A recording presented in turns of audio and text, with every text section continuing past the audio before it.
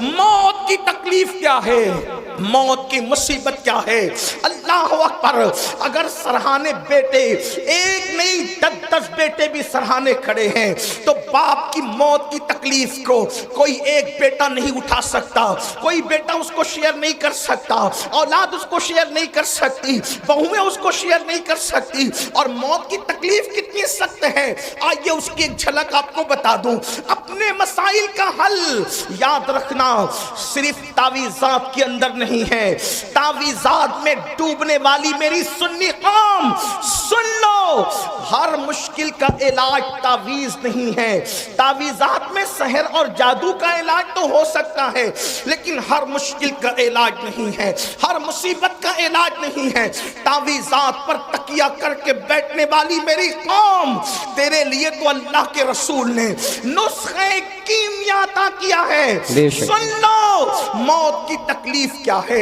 اللہ اکبر، صحابی رسول حضرت سیدنا عمرو ابن عاص رضی اللہ تعالیٰ عنہ ارشاد فرماتے ہیں، جس کو فقیہ ابو اللیث سمرقندی لکھتے ہیں، کیا لکھتے ہیں؟ اللہ اکبر، جب کوئی انسان دنیا سے جا رہا ہو، جب کسی کی روح نکل رہی ہو، جب کسی کو موت آ رہی ہو، اللہ اکبر، یہاں نیک اور بد کی تمیز نہیں ہے، یہ نیک اور گنہگار کی ابھی یہاں پر تفریق نہیں ہے، یا مطلقاً سب کے لیے بیان کیا جا رہا ہے۔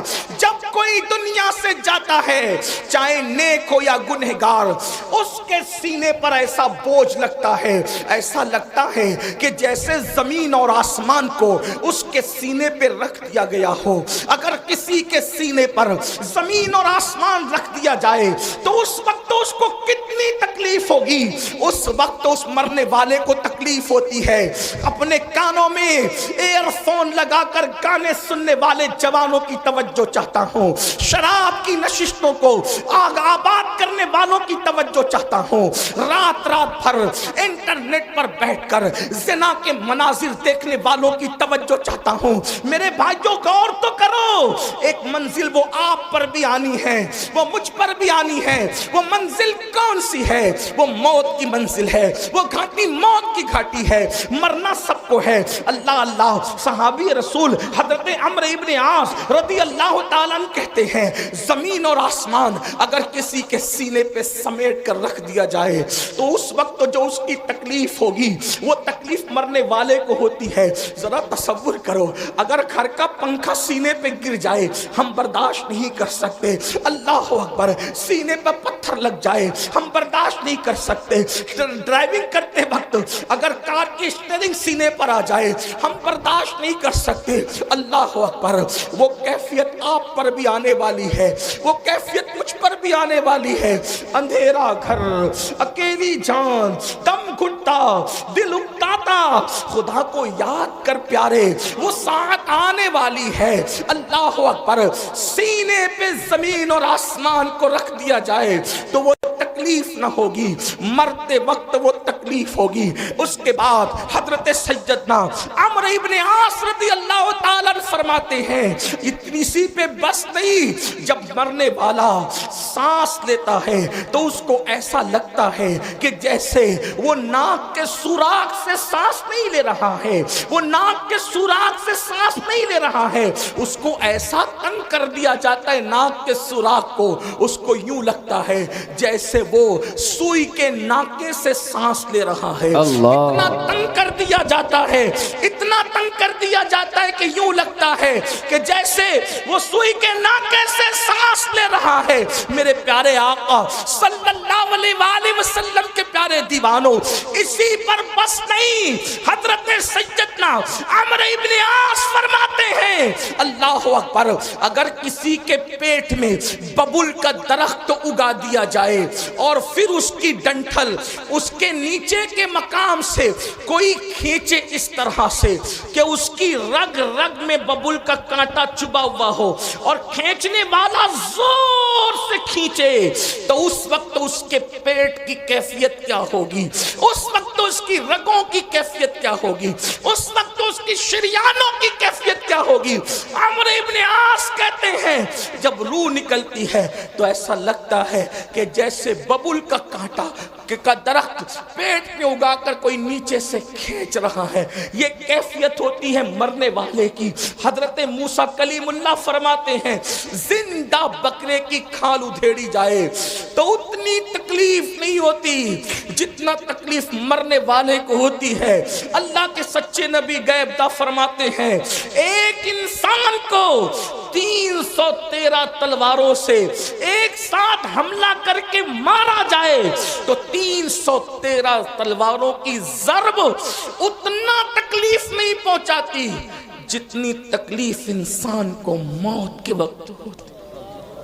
یہ موت کی تکلیف ہے اور اتنی پیاس لگتی ہے کہ اگر 7 سمندروں کا پانی منہ میں نچوڑ دیا جائے تو وہ پیاس کو کوئی بجھا نہ سکے، اور رشتہ دار چمچے سے پانی انڈیل رہے ہوتے ہیں۔ اب اس ایسی تکلیف کبھی دنیا میں سنی، ایسی تکلیف کبھی دنیا میں دیکھی؟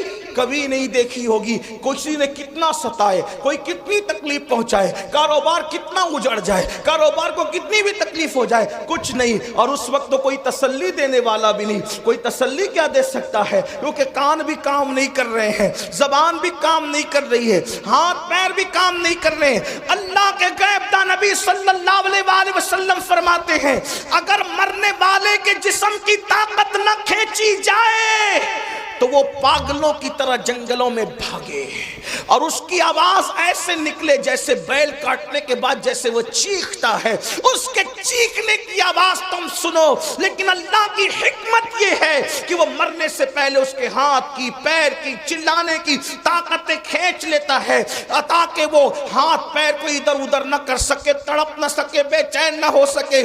اگر لوگ مرنے والے کی اس موت کی کیفیت کو جان لیں تو شادیاں کرنا چھوڑ دیں، شادی شدہ بیویوں کے پاس جانا چھوڑ دیں، فرمایا اچھے کپڑے پہننا چھوڑ دیں، اچھا کھانا کھانا چھوڑ دیں، اور لوگ استغفار کرتے ہوئے جنگلوں میں پاگلوں کی طرح بھٹکتے رہیں۔ مرنے والے کو موت کے وقت جو تکلیف ہوتی ہے وہ تکلیف جانوروں کو پتہ چل جائے تو تم کو گوشت کھانے نہ ملے، جانوروں کی چمڑی سے ان کی ہڈی سے ان کی چمڑی لگ جائے، جانور جو ہے وہ گوشت ختم کر دیں، یہ کیفیت ہے مرتے وقت کی۔ لیکن اب سننا مسلمانوں، میرے اسی نبی نے جس نے یہ تکلیفیں بیان کی فرماتے سورہ یاسین پڑھو، اگر تم قرآن کی تلاوت مرنے والے کے پاس کرو گے تو قرآن کی تلاوت کی برکت سے اس کی یہ سب تکلیفیں ختم ہو جائے گی، تکلیفوں میں آسانی ہو جائے گی۔ اب میں پوچھنا چاہتا ہوں جس قرآن کی برکت سے موت کی تکلیف آسان ہو سکتی ہے، اس قرآن کی برکت سے زندگیوں کی تکلیف کیوں آسان نہیں ہو سکتی؟ اندازہ فرمائیں۔ اور پھر اللہ اکبر، اللہ اکبر، وہاں قرآن کی تلاوت وہ خود نہیں کر رہا ہے مرنے والا، توجہ کریں، قرآن کی تلاوت وہ خود نہیں کر رہا ہے، دوسرا کرے اس کے پاس بیٹھ کر تو اس کو یوں برکتیں نصیب ہو جائے۔ جب دوسرے کی تلاوت کی برکتوں کا یہ عالم ہے، اگر انسان قرآن کی خود تلاوت کرے تو برکتوں کا عالم کیا ہو؟ قرآن کا دامن پکڑو اور قرآن پر عمل کرو، قرآن مقدس کی صرف تلاوت نہ کرو بلکہ قرآن پر عمل کرو۔ آپ یہ جو سنتے ہیں نا، قرآن کو تھامنے والی قوم، بوریا نشین قوم، وہ قوم جو عرب کی بوریا نشین تھی، وہ قوم جو نمک اور کافور میں فرق نہیں کر پاتی تھی، وہ قوم اللہ اکبر جس قوم نے غربت میں زندگی گزاری، جب ان کے پاس قرآن آیا اور انہوں نے قرآن کا دامن پکڑا تو قرآن کا دامن پکڑ کر وہ لوگ جو عرب کے بوریا نشین تھے قیصر و کسریٰ کے تاجدار بن گئے۔ قیصر و کسریٰ کے تاجدار کس نے بنایا؟ قرآن کو تھامنے نے۔ آج میں اپنی قوم کو پہلا پیغام یہ دینا چاہتا ہوں، قرآن تھام لو، قرآن پکڑ لو۔ صرف تیجے 10ویں 20ویں پہ قرآن پڑھنے کی کتاب نہیں بلکہ قرآن روز پڑھیں اور کنز الایمان ترجمے کے ساتھ پڑھیں، قرآن کو ترجمے کنز الایمان کے ساتھ اردو زبان میں جو صحیح ترجمے ہوئے ہیں اس میں صحیح ترین ترجموں میں صف اول پہ جو ترجمہ ہے اس کو کنز الایمان کہتے ہیں۔ کنز الایمان کو اپنی زندگی میں شامل کرو، کم سے کم ایک صفحہ پڑھو، اور صرف اس لیے نہیں، تلاوت کی نیت سے نہیں، یہ بات یاد رکھنا، صرف اس کو پڑھ کر سمجھو اور سمجھ کر کے ساتھ میں صد الافاضل فخر الاماثل علامہ سید نعیم الدین مراد آبادی کی جو مختصر تفسیر ہے خزائن العرفان شریف، آپ کے مراد آباد کے وہ عظیم ہستی بلکہ آرام بھی فرما رہے ہیں، اللہ اکبر، وہ تفسیر بھی پڑھو، بہت شارٹ میں بہت خوبصورت اور جامع تفسیر ہے، اور پھر اس کو اپنی زندگی میں داخل کرنے کی کوشش کرو۔ آپ سے پوچھتا ہوں، جو قرآن کی آیت لکھ کے سینے پہ لٹکا لے، جب اس کے مسائل حل ہوتے ہیں تو جو قرآن کو اپنی زندگی میں داخل کر لیں، جو قرآن کو اپنی زندگی میں شامل کر لیں، آپ جانتے ہیں قرآن اگر پڑھو گے تو قرآن پڑھنے کی برکت سے لوگوں کا خوف دل سے نکلے گا، قرآن کی تلاوت کرو گے زبان پر سچائی جاری ہوگی، قرآن کی تلاوت کرو گے آپ کی شخصیت باروب بنے گی، قرآن کی تلاوت کرو گے آپ کی شخصیت با اثر بنے گی، قرآن کی تلاوت کرو گے آپ کی ذلت عزتوں میں تبدیل ہو جائے گی، قرآن کی تلاوت کرو گے ناکامیاں کامیابیوں میں تبدیل ہو جائے گی، قرآن کی تلاوت کرو گے دشمنوں کو اللہ تمہارے قدموں میں جھکائے گا، دشمن کتنا بھی بلند ہوگا وہ نیچے ہوگا اور تم اوپر نظر آؤ گے۔ قرآن پکڑ کر تو دیکھو، قرآن تھام کر تو دیکھو، قرآن کو طاق کی زینت بنانے والے، قرآن کو اپنے سینے کی زینت بنا کے دیکھ، قرآن کو طاقوں میں رکھنے والے اور جزدان میں لپیٹ کر بند کرنے والے، اس کو اپنے دل میں بند کر کے دیکھ، قرآن مقدس کو سچے دل سے تھام کے دیکھو، انشاءاللہ جب وہ دشمن مغلوب ہوگا آپ کو غلبہ نصیب ہوگا، وقت کی حکومتیں تمہارے قدموں میں گرتی نظر آئے گی۔ ایک بار قرآن پکڑ کر دیکھو، قرآن تھام کے دیکھو، سب کی کتابیں پڑھنے والوں رب کی کتاب پڑھ کے دیکھو، سب کی کتابوں پہ دل دینے والوں رب کی کتاب کو دل دے کے دیکھو۔ میرے آقا فرماتے ہیں زمین پہ کھڑے رہنے والے کو آسمان کے تارے چمکتے نظر آتے ہیں، مگر آسمان والوں کو وہ گھر ستاروں کی طرح چمکتے دکھتے ہیں جس گھر میں قرآن کی تلاوت ہوتی ہے۔ جس گھر میں تلاوت نہ ہو وہ گھر ویران قبرستان کی طرح ہے۔ قرآن کو پکڑو، اس لیے کہ قرآن ادنا کو اعلیٰ کر دیتا ہے، قرآن بلند کر دیتا ہے، قرآن عزت دیتا ہے، قرآن عروج دیتا ہے، قرآن کامیابی دیتا ہے، قرآن کامرانی دیتا ہے۔ اللہ اکبر، قرآن اللہ کی کتاب ہے، قرآن کلام اللہ ہے۔ اللہ اکبر، یہ اللہ کی نازل کردہ کتاب ہے، جس نے قرآن پڑھا اس کی زندگی سنور گئی۔ اور میرے آقا نے 23 سال کی قلیل مدت میں جو انقلاب بپا کیا تھا وہ قرآن کا انقلاب تھا، قرآن کی تلاوت کا انقلاب تھا، تعلیم قرآن کا انقلاب تھا۔ ایک روایت دل کے کانوں سے سن لے، ایک شخص ہے جن کا نام حضرت طفیل ہے، حضرت طفیل ابن عمرو دوسی ہے۔ اللہ اکبر، وہ مکہ المکرمہ آئے۔ توجہ کرنا میرے نوجوانوں، جو بوڑھے ہیں انہوں نے تو دنیا دیکھ لی ہے، اے جوانوں اب دنیا کے چیلنجز کا مقابلہ ہمیں کرنا ہے، ہمیں قرآن تھامنا ہے، قرآن لے کر آگے بڑھنا ہے۔ قرآن کی طرف آؤ، اللہ کے نبی نے قرآن کی طرف بلایا، نہ عرب کی طرف بلایا، نہ عجم کی طرف بلایا، نہ سیاہی کی طرف بلایا، نہ سفیدی کی طرف بلایا۔ میرے آقا نے نہ کی طرف بلایا، نہ قبیلے کی طرف بلایا، حضور نے قرآن کی طرف بلایا۔ آؤ قرآن کی طرف پلٹیں، آؤ قرآن کی طرف رجوع کریں، آؤ قرآن کی طرف توجہ کریں۔ اللہ اللہ، دشمن دوست کیسے ہوتے ہیں، بیگانہ اپنا کیسے ہوتا ہے۔ اللہ اللہ، طفیل ابن عمر کہتے ہیں کہ میں مکہ تجارت کے لیے آیا تھا، مکے میں ہنگامہ تھا، مکے میں طوفان تھا۔ کیا طوفان تھا؟ جو بھی تاجر مکے میں آتا اس کو آتے ہی مکے والے گھیر لیتے، مکے کے وہ دشمن، وہ گنڈے جو رسول اللہ کے خلاف تھے وہ گھیر لیتے۔ ان میں اونچا اور بڑا نام جو ہے اللہ اکبر اس بدماشی میں ابو جہل کا ہے۔ یہ بڑا زیادہ بدتمیز تھا، اس کو اس امت کا فرعون کہا گیا۔ طفیل کہتے ہیں ابو جہل میرے پاس آیا اور آنے کے بعد کہنے لگا طفیل محمد کو تو جانتے ہو نا؟ اس نے کہا نہیں میں نے نہیں دیکھا لیکن نام سنا ہے۔ کہا آج کل بڑی بڑی باتیں کرتے ہیں، کہتے ہیں کہ ان پہ قرآن نازل ہوتا ہے، وہ اللہ کے نبی ہیں، اللہ کے پیغمبر ہیں۔ طفیل ان کے قریب نہ جانا، جو ان کے قریب جاتا ہے معاذ اللہ وہ جادوگر ہیں، ان کے جادو کا شکار ہو جاتا ہے۔ تو نے بھی قریب نہ جانا ورنہ تو جادو کا شکار ہو جائے گا، تو اپنے مذہب سے بدزن ہو جائے گا، تو اپنے مذہب سے دور ہو جائے گا۔ تو فیل کہتے ہیں ابو جہل نے اتنا خطرناک پروپیگنڈا کیا، ہمیں قرآن کے سانچے میں ڈھل جانا ہوگا، اپنی زندگی میں قرآن شامل کرنا ہوگا۔ لیکن اللہ اکبر، بڑی معذرت کے ساتھ ہم سب کرنا چاہتے ہیں، قرآن کی طرف آنا نہیں چاہتے۔ میں ہاتھ نہیں اٹھواؤں گا، لیکن اتنا ضرور کہوں گا، اپنے ضمیر سے پوچھو مسلمان، کتنے مسلمان ہیں جو روز قرآن کی تلاوت کرتے ہیں؟ واٹس ایپ گھنٹوں گھنٹوں کتنے لوگ دیکھتے ہیں؟ فیس بک کتنے لوگ چلاتے ہیں؟ یوٹیوب کتنے لوگ دیکھتے ہیں؟ اور قرآن کتنے لوگ صرف پڑھنے کی، بلکہ بیشتر مسلمان وہ ہیں جنہیں قرآن پڑھنا بھی نہیں آتا۔ جو قرآن نہیں پڑھنا جانتے وہ سن لیں، ہمارے بزرگوں سے ہم نے سنا، انہوں نے فرمایا جس نے دنیا میں قرآن پڑھنا نہیں سیکھا نا، وہ قیامت کے دن اندھا اٹھے گا، اندھا۔ جو دنیا میں اندھا پیدا ہو، دنیا کی کوئی چیز دیکھ پاتا ہے؟ اور قیامت میں تو اللہ کا دیدار ہوگا، قیامت میں تو جنت ہوگی، قیامت میں تو رسول اللہ کا دیدار ہوگا۔ اب آپ سے پوچھتا ہوں، اندھے اٹھو گے قرآن نہ پڑھنے پر تو کیا دیکھو گے، کیا مزے لوگے؟ قرآن مرنے سے پہلے پڑھنا سیکھ لو، علم سیکھنے کی کوئی عمر نہیں ہوتی۔ یہ علماء کا جو اتنا درد ہے نا، پڑھ لو پڑھ لو پڑھ لو، ٹائم نہیں ملتا۔ میں نے کہا کمپیوٹر سیکھنے کا ٹائم ملا، ڈاکٹر بننے کا ٹائم ملا، انجینئر بننے کا ٹائم ملا، وکیل بننے کا ٹائم ملا۔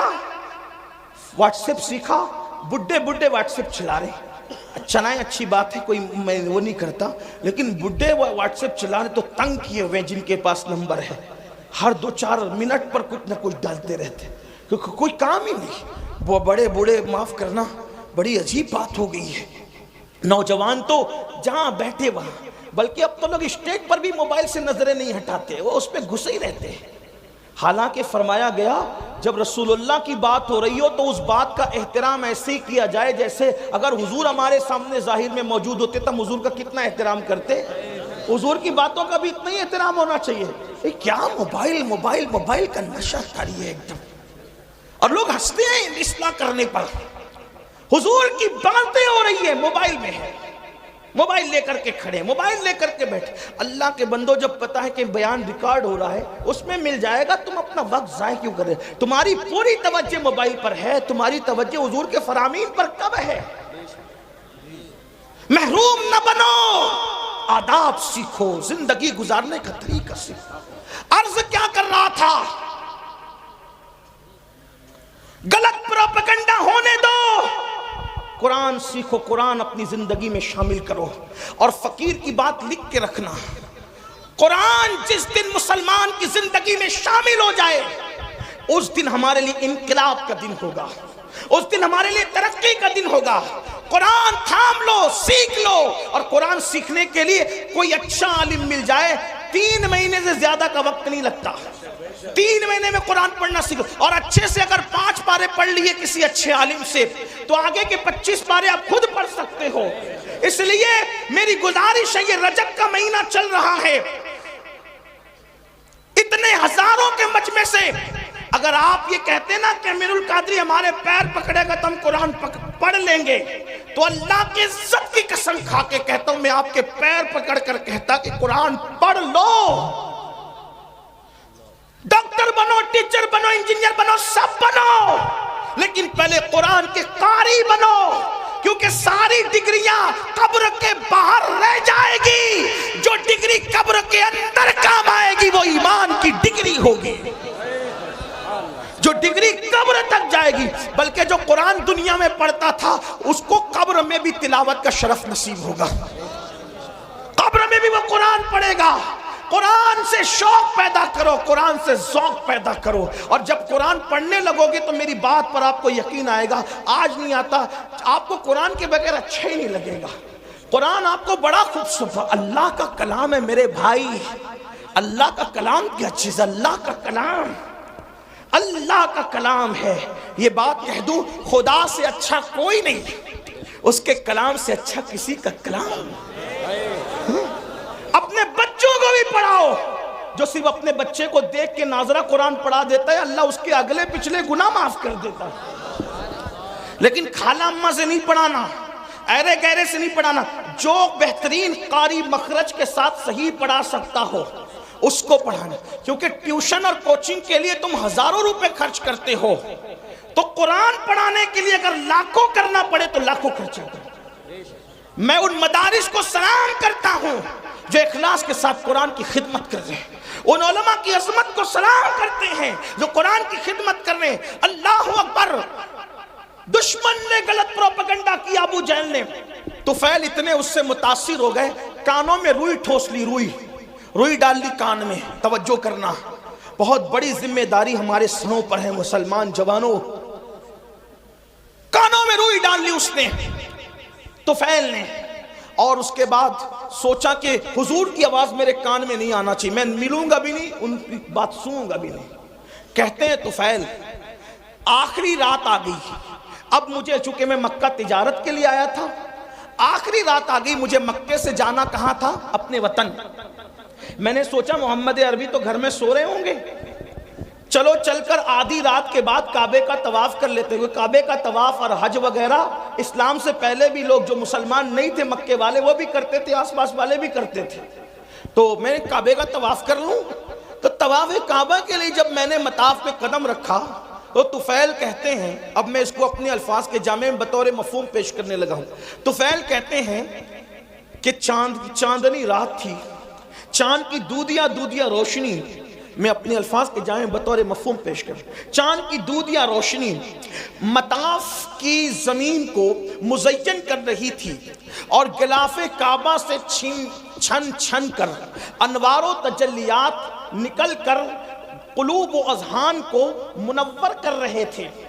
ایسے میں ایک دلکش سی آواز، ایک سریلی سی آواز، اس آواز کا کیا کہنا جسے لہن داؤدی بھی رشک کی نگاہ سے دیکھے۔ ہائے ہائے وہ آواز، لہن داؤدی کو رشک کی نگاہ سے دیکھنے کی بات اس لیے کر رہا ہوں کہ جب داؤد زبور پڑھتے ہیں، توجہ کریں، داؤد زبور پڑھیں تو داؤد کی زبور سننے کے لیے پرندے ٹھہر جائیں، ہوا رک جائے، پانی بہنا بند ہو جائے، یہ داؤد کی تاثیر علیہ السلام۔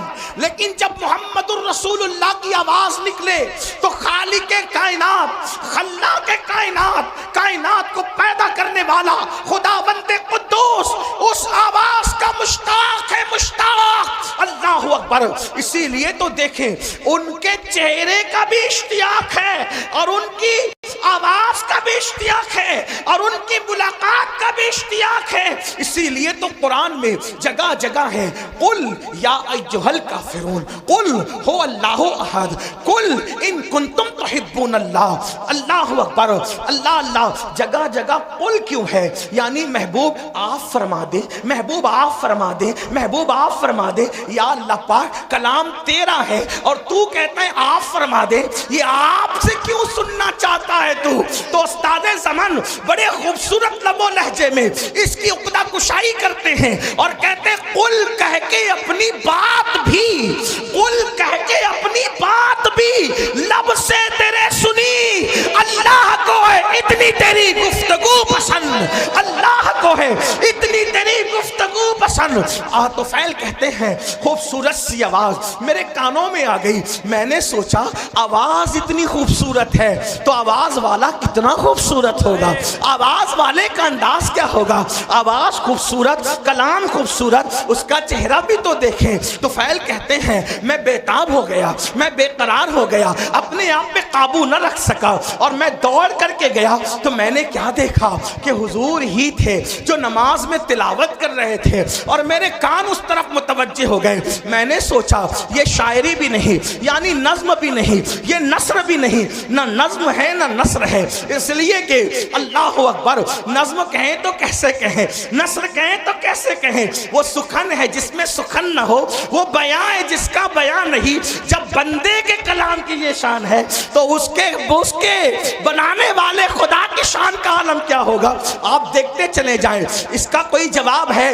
والتین والزیتون وطور سینین وہذا البلد الامین. یہاں ردیف و قافیے کی ساری رانائیاں قربان ہو رہی ہے. اللہ اللہ آئے کہاں سے لائے کلام؟ والتین والزیتون وطور سینین وہذا البلد الامین لقد خلقنا الانسان فی احسن تقویم ثم رددناہ اسفل سافلین الا الذین آمنوا وعملوا الصالحات فلہم اجر غیر ممنون فما یکذبک بعد بالدین الیس اللہ باحکم الحاکمین فلا صدق ولا صلی ولکن کذب وتولی ثم ذهب الى آلہ یتمطى اولا لک فاولا ثم اولا لک فاولا.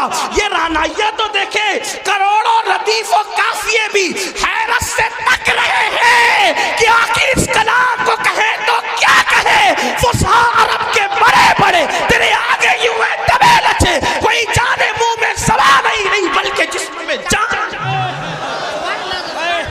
لا ردیف اور قافیے کی یہ رانائیاں، لیکن نہ ہم اس کو ردیف کہتے ہیں نہ قافیہ کہتے ہیں. قرآن کی رانائیاں کیا ہے؟ اللہ اکبر. بہرحال اللہ اللہ اختصار دیکھیں تو یہاں تک انا اعطیناک الکوثر فصل لربک وانحر ان شانئک هو الابتر. اختصار کی انتہا ہے والعصر ان الانسان لفی خسر الا الذین آمنوا وعملوا الصالحات وتواصوا بالحق وتواصوا بالصبر. اللہ اللہ. اور معنی کا حال یہ توجہ کرے، کسی کے کلام میں اتنے معنی نہیں. توجہ ہے آپ کی، جس کے رب کے کلام میں معنی. قرآن کا نزول بند ہو گیا، قرآن کا نزول بند ہو گیا، معنی کا نزول آج بھی غلاموں کے دل پہ ہو رہا ہے. ایسے ایسے معنی زندہ کلام ہے، زندہ کلام حی و قیوم کا. ایک مرتبہ سنا دوں آپ کو، والعصر ان الانسان لفی خسر. لوگ معنی ڈھونڈتے ڈھونڈتے تھکے، الگ الگ معنی، روز نیا معنی. کوئی بن کے تو دیکھے اس در کا غلام. ایک بار حضرت ابی بن کعب نے تلاوت کی والعصر ان الانسان لفی خسر الا الذین آمنوا وعملوا الصالحات وتواصوا بالحق وتواصوا بالصبر. پوچھا کہ اس کا مطلب کیا ہے؟ مطلب تو بہت تھے. اس دن بیان یہ کیا والعصر زمانہ مراد ہے محبوب کا زمانہ ہے.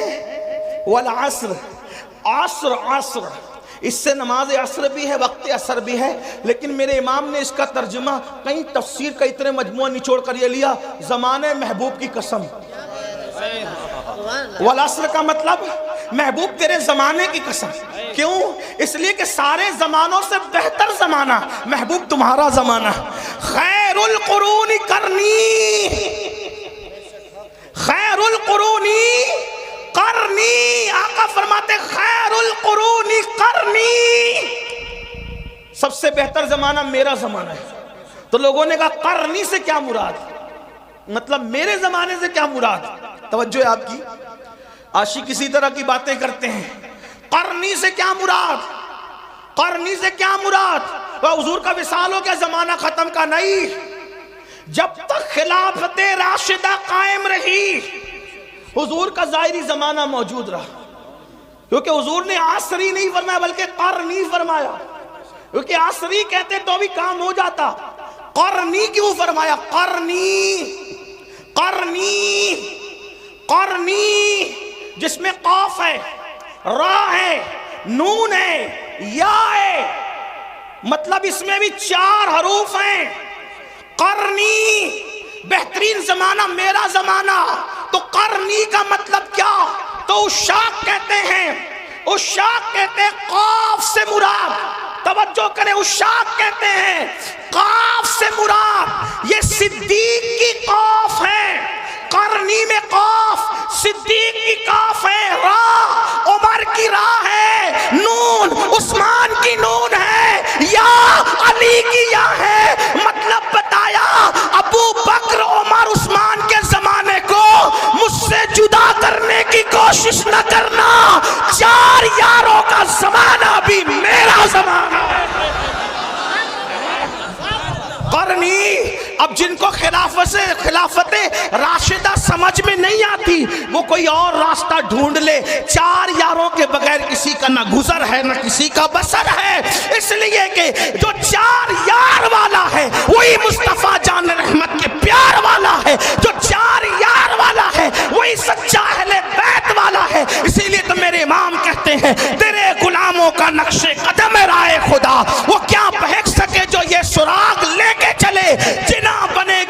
محبان چار یار کی قبر جو اپنے سینوں میں یہ چار باغ لے کے چلے.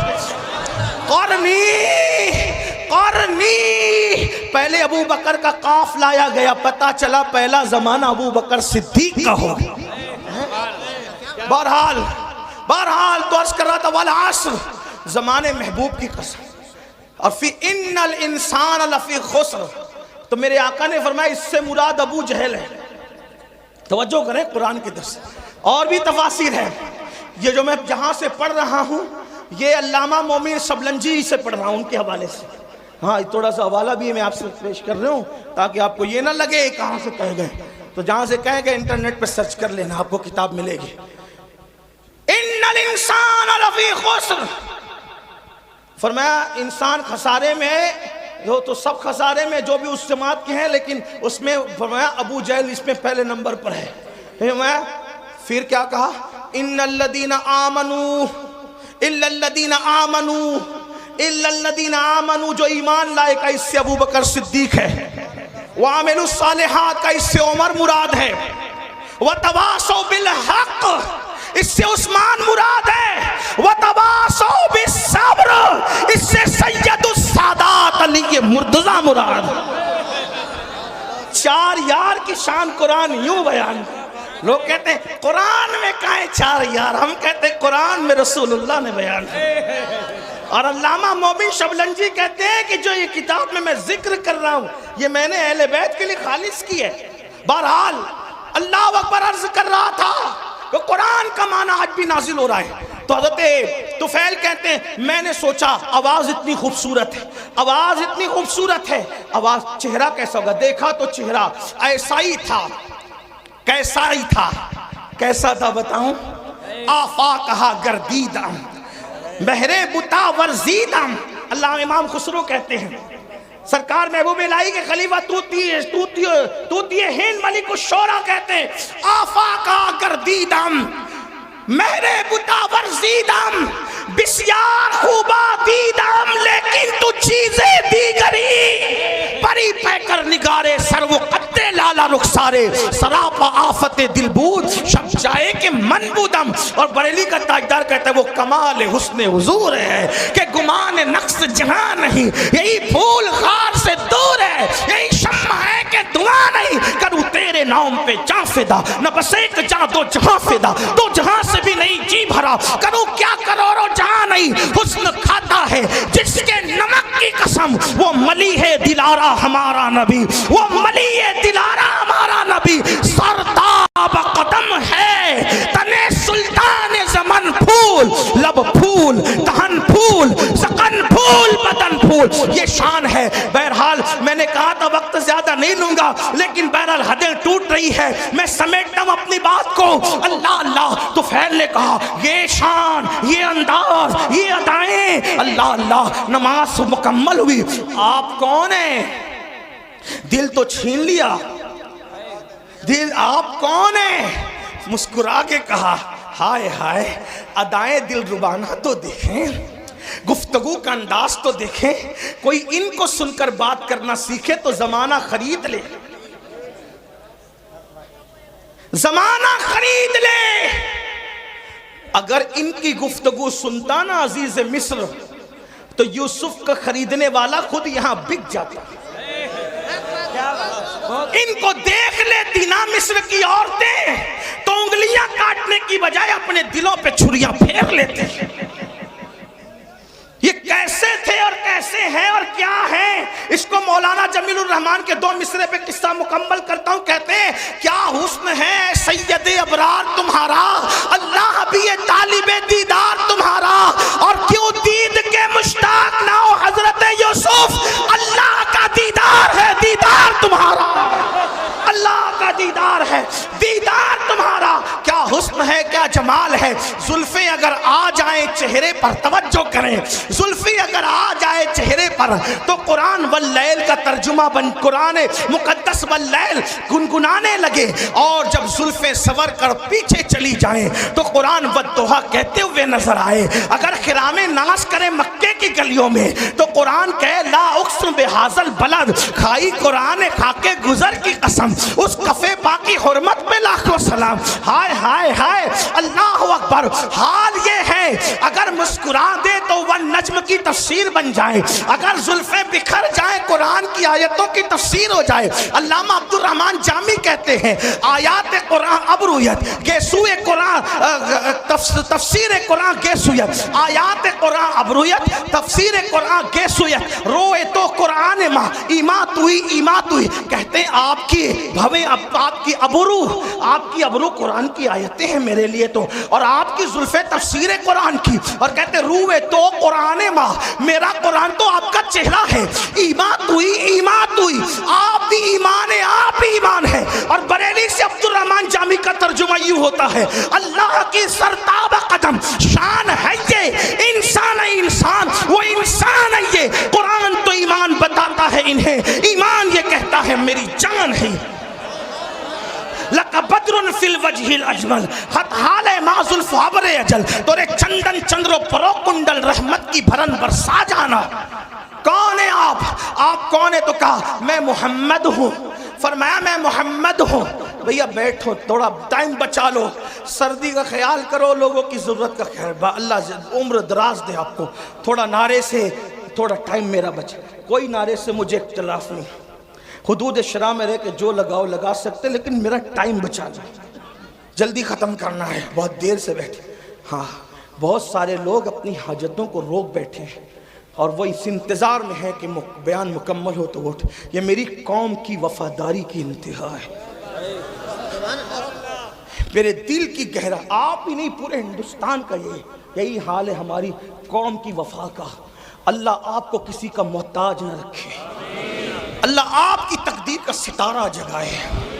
جس طرح نبی کے نام پہ یہاں بیٹھے ہیں, جنت میں نبی کے ساتھ اس طرح بیٹھنا نصیب ہو جائے انشاءاللہ. فقیر کے دل کی گنہگار بہت ہوں, بدکار بہت ہوں, لیکن نسبت کی وجہ سے دعا کر رہا ہوں کہ خدا اس بارگاہ عرش مقام کے ساتھ بیٹھنا نصیب کرے.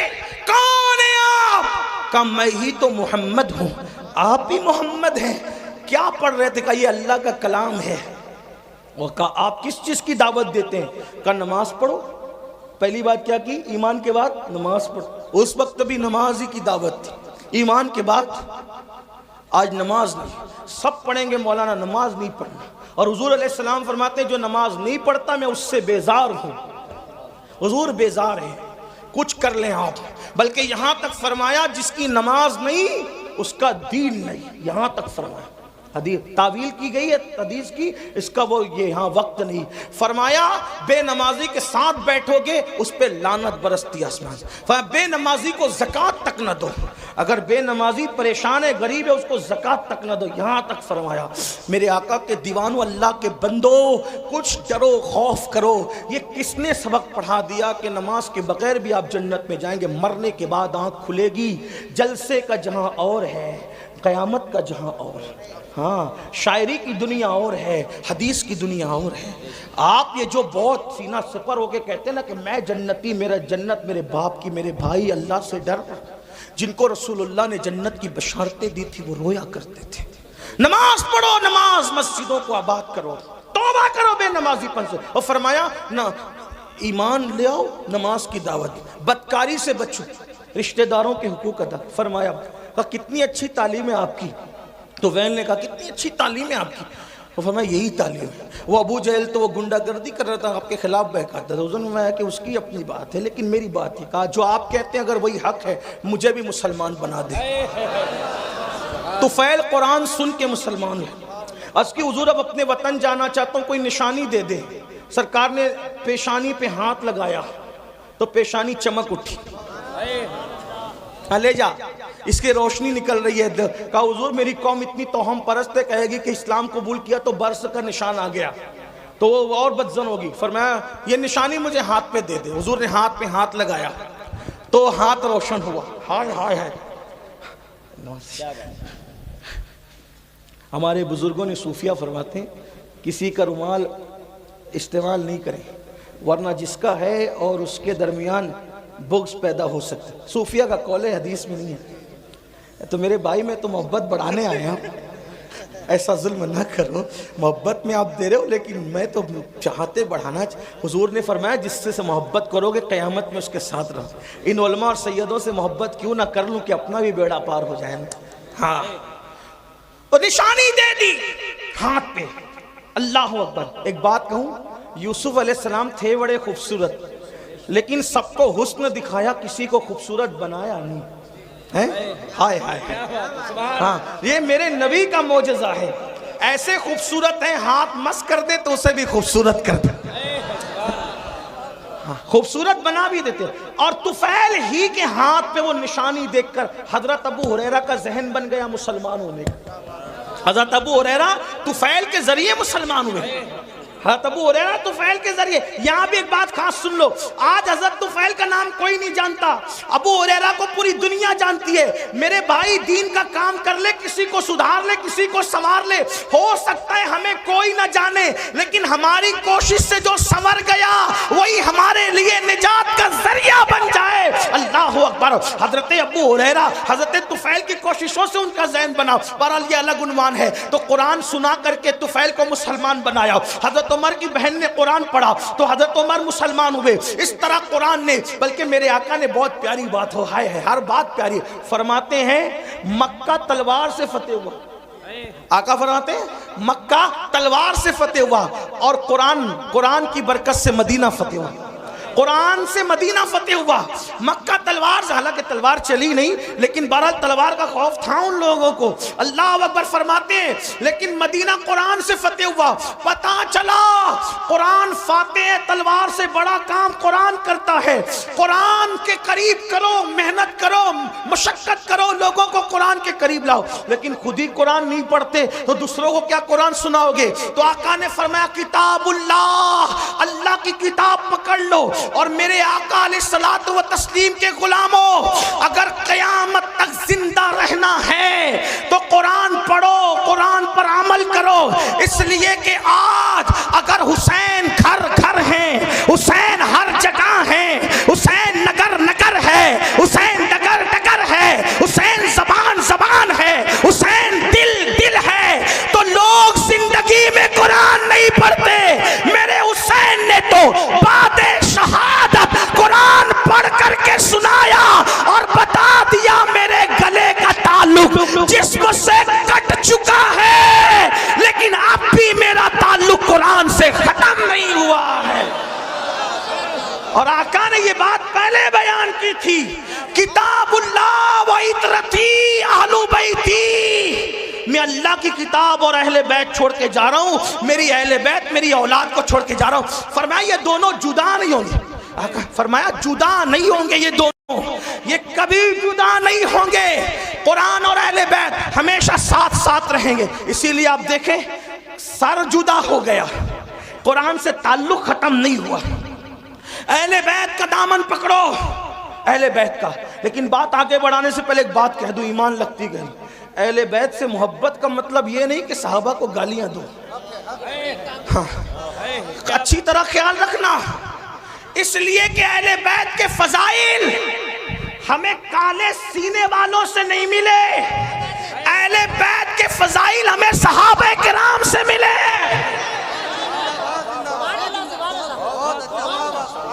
اس لیے جن کے سینے پٹ رہے ہیں انہیں پٹنے دو, کیونکہ یہاں بھی پٹنا ہے وہاں بھی پٹنا ہے. یہاں خود پیٹ رہے ہیں وہاں فرشتے پیٹیں گے. کیوں؟ کیونکہ یہ سینہ چار یاروں کی محبت سے جو خالی ہے وہ پٹنے کے قابل ہے. اور الحمدللہ سچا سنی یہاں بھی پھولوں میں ہے اور اہل بیت کے صدقے وہاں بھی پھولوں میں ہے. لیکن اہل بیت کے نام نام پہ سیاست نہ ہو، صحابہ اہل بیت سے محبت کرو۔ میں کہتا ہوں، ذمہ داری سے کہہ رہا ہوں، اپنی گفتگو کا ذمہ دار میں اکیلا ہوں، ان سے کسی سے نہیں پوچھنا، میں ذمہ دار ہوں۔ یہ بات یاد رکھیں، اہل بیت سے خوب محبت کرو، ڈٹ کے کرو، بہت ٹوٹ کے کرو، بہت شدت سے کرو، محبت خوب کرو، لیکن صحابہ میں سے کسی کی بھی بال کے نوک کے کروڑویں درجے کے برابر بھی بے ادبی نہ کرنا۔ کیوں؟ اس لیے کہ نبی کا صحابی ہے۔ اگر کوئی ایک بار آ کر ہم سے کہے میں نے خواب میں حضور کو دیکھا، تو کیسے اس کا ادب کرتے ہو؟ جو خواب میں نبی کو دیکھے اس کا ادب، اور جس نے ماتھے کی آنکھوں سے دیکھا اس کی بے ادبی نہیں۔ اور ہم تو عشق کے بندے ہیں، اسی لیے تو بدنام ہے۔ ہم عشق کے بندے، کیوں بات بڑھائی ہے؟ ہمارے امام کا فرمان ہے، کوئی گنبد خضرا دیکھ کر آئے یا کعبہ دیکھ کر آئے تو اس کی آنکھیں چومتا ہے کہ نہیں چومتا؟ سنی جو کعبہ دیکھ لے اس کی آنکھیں چومتے ہو، اور جو کعبے کا کعبہ دیکھا وہ صحابی ہیں۔ اس لیے بے ادبی نہیں کرنا، آپ کو میری طرف سے گزارے، ورنہ لعنت پڑے گی، لعنت۔ صحابہ کے گستاخ کا نہ فرض قبول ہے نہ نفل قبول ہے۔ انٹرنیٹ پر کسی کو دیکھ کے بے باک نہیں انہیں ادب کرنا، کیوں؟ ہم تو نبی کی نسبت دیکھتے ہیں۔ ارے نبی کی نسبت اگر اونٹ کے چمڑے کو مل جائے تو ہم اس کی بے ادبی نہیں کرتے، بلکہ اگر اونٹ کا چمڑا نالین کی شکل میں نبی کے قدموں میں آ جائے تو فتاوی عالمگیری میں 500 ہندوستان کے علماء کا فتویٰ اہل عرب کے قوانین کی روشنی میں ہے، قرآن اور حدیث کی روشنی میں ہے، کہ جس نے نبی کی نالین کی بے ادبی کر کے نالین مصطفیٰ کو جوتی کہنے کی بجائے جتڑی کہہ دیا، وہ کافر ہو گیا۔ جب اونٹ کا چمڑا نبی کے تلووں سے وابستہ ہو جائے اس کی توہین کرنا کفر ہے، تو رسول اللہ کے اصحاب پاک، اس لیے تھوڑا خیال کرو، اہل بیت کی محبت میں بہت آگے بڑھو۔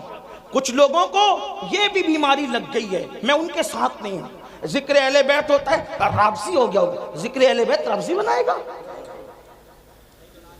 افراط اور تفریط مت کرو۔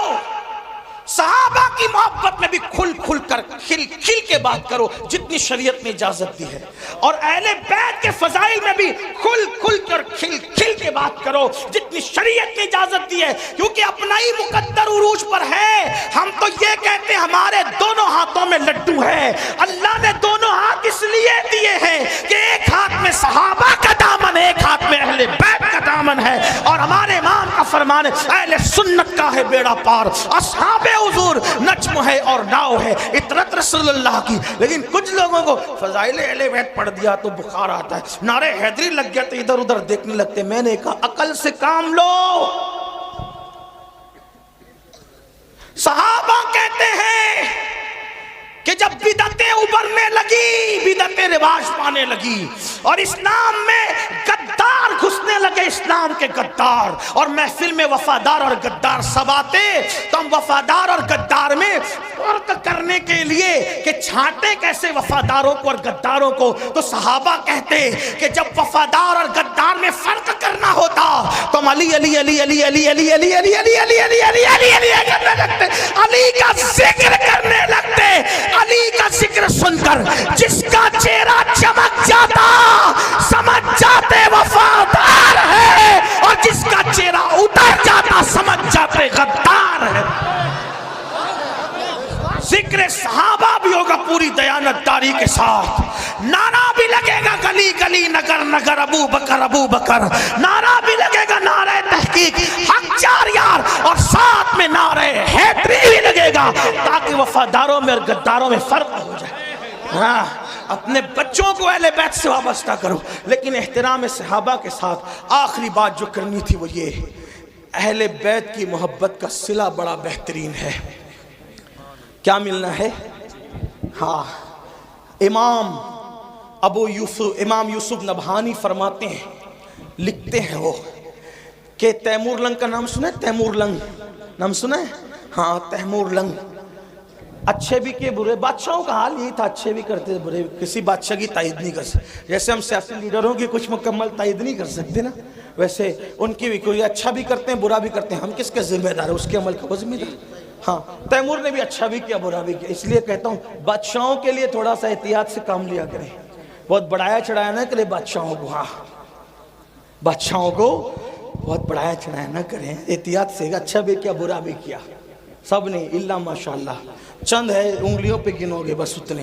تو تیمور اچھا آدمی تھا لیکن کچھ برا بھی کیا تھا اس نے، اور دوست تو آدمی کو زیادہ جانتا ہے۔ تیمور کا انتقال ہو گیا، تیمور لنکا نہیں، توجہ شاید آپ کی، سردی، ہاں سردی غالب نہ آ جائے، کیونکہ آقاؤں کا ذکر ہو رہا ہے نا، ہائے ہائے ہائے، ان کا ذکر ہو رہا ہے، خدا کی عزت کی قسم، جن کا ذکر مقدر بدل دیتا ہے، تقدیر بدلتا ہے، اور ان کی شان دیکھو بیان ہو ہی نہیں سکتی۔ ہاں کیوں نہیں ہو سکتی بتائیں؟ خون رسول ہے نا، خون رسول ہے، اور نبی کے خمیر سے بنے ہیں۔ آپ اور ہم پتہ نہیں کائے کائے سے بنے ہیں، لیکن نبی کے خمیر سے آل رسول بنے۔ ہاں نبی کے خمیر سے آل رسول، بے دم یہی تو 5 ہے۔ کیا بات ہے، ہاں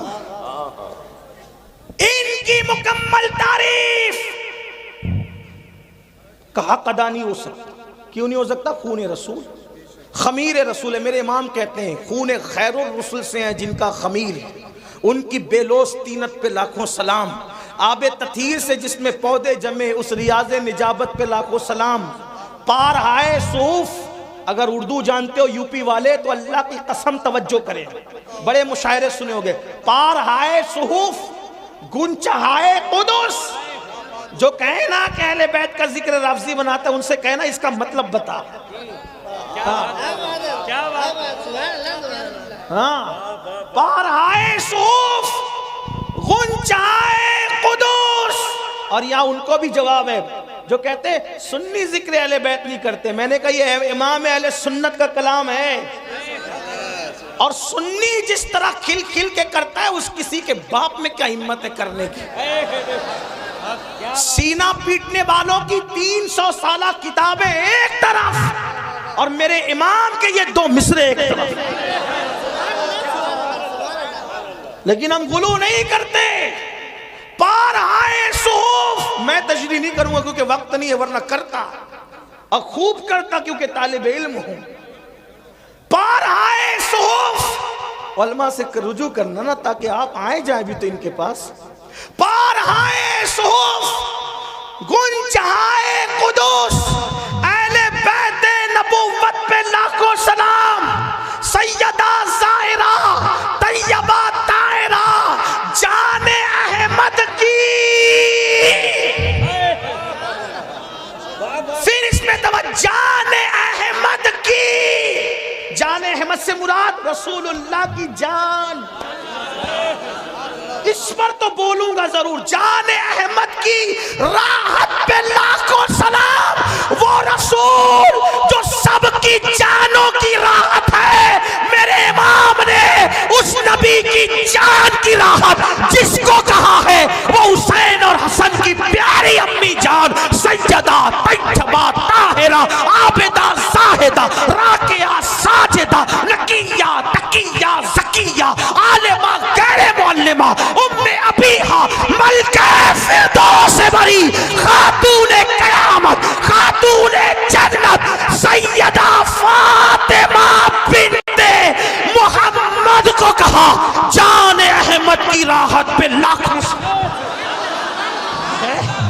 کون کہتا ہے کہ مسلک اعلیٰ حضرت والے اہل بیت بیان نہیں کرتے؟ اعلیٰ حضرت نے کہا نا جان احمد کی راحت، جان احمد کی راحت۔ کیا بات ہے میرے امام تیری، طوطی اصفہاں سن کلام رضا، بے زباں بے زباں بے زباں ہو۔ اے رضا جانے العادل تیرے نغموں کے نثار، بلبلے باغے مدینہ تیرا کہنا کیا۔ ہم نے کہا فضائل اہل بیت اور صحابہ بیان کرنے کے لیے ہمیں دائیں بائیں دیکھنے کی ضرورت ہی نہیں۔ جیسے ہمارے لیے فتاوی رضویہ فقہی مسائل اور حدیث میں رہنمائی کرتا ہے، وہی فتاوی رضویہ تو صحابہ اور اہل بیت میں بھی رہنمائی کر رہا ہے. لیکن کوئی پڑھے عابدہ زاہدہ طیبہ جان احمد کی کیا کہیں اور کیا نہ کہیں. بھائی میں کیا کہہ سکتا ہوں میرے بھائی، بس اتنا کہہ دوں ایک بات آپ کو کہوں. جب کوئی بات نہیں بنتی بیان کرنے میں تو آدمی کا آخری جملہ کیا بولتا ہے؟ کیا بولتا ہے آخری جملہ بتائے؟ کیا بولتا ہے؟ آپ کیا بولتے ہیں؟ آپ کیا بولتے نہیں پتا؟ ہمارے مہاراشٹر میں بولتے ہیں کھانا کیسا بنا. کیا بولتے ہیں؟ ارے کیا بات ہے یار، مطلب ساری لغت ختم ہے.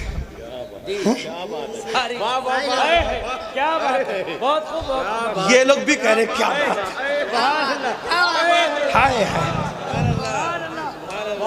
بھائی جب بات مکمل بیان نہیں ہو سکتی اور آدمی تھک جاتا ہے تو سب کچھ بولنے کے لیے کیا کہتا ہے؟ کیا بات. کھانا کیسا بنا؟ کیا بات ہے. میرا بچہ کیسا لگا؟ ارے کیا بات ہے. بچی دیکھنے گئے تھے رشتے کے لیے، کیسی لگی؟ کیا بات. تاج محل دیکھا کیسا لگا؟ کیا بات ہے. ایک سوات علوم و فنون کا ماہر مجدد پانی پہ قلم اٹھا